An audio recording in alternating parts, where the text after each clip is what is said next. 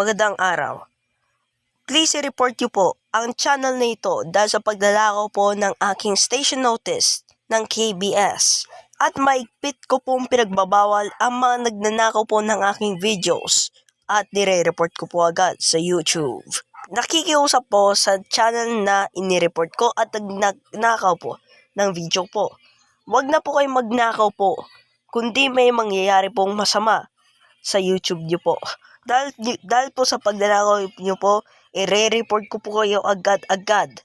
At ang aking mga viewers at ang aking mga subscribers. Kung hindi niyo po to tinigilan, may mangyayari pong masama po sa YouTube channel na po at hindi niyo na po mababalik.